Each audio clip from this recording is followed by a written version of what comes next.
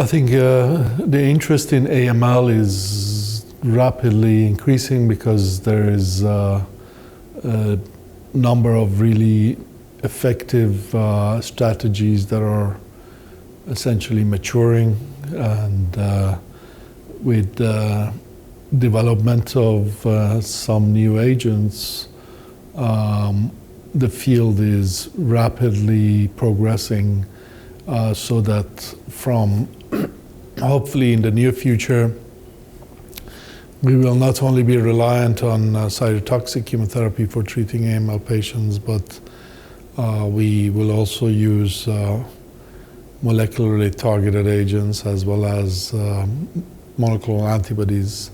And when I say hopefully in the future, some of these are already in clinical use with recent FDA approvals.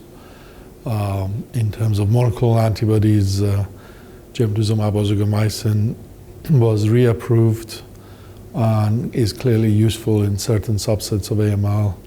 And there are other new antibody-drug toxins that are in development.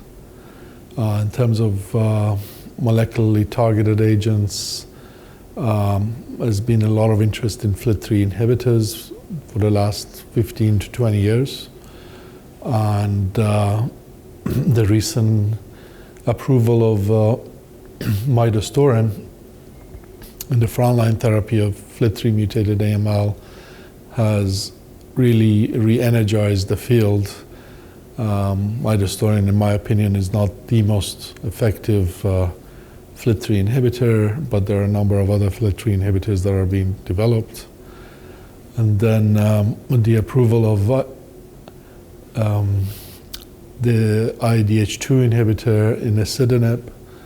Obviously, there's clear interest in these drugs, and IDH1 inhibitor ivosidenib is going to probably be approved as well in the near future. I think probably the most intriguing drug is venetoclax, which is already approved in CLL, but has been shown to be very effective in many leukemias and hematological cancers, especially when added to chemotherapy or other agents that are used in those diseases.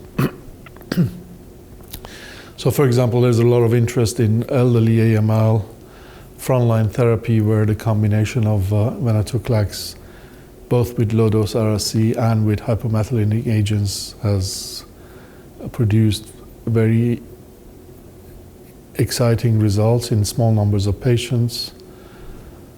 And but I believe that the drug has a potential role to play in other leukemias, including ALL and perhaps other hematological malignancies.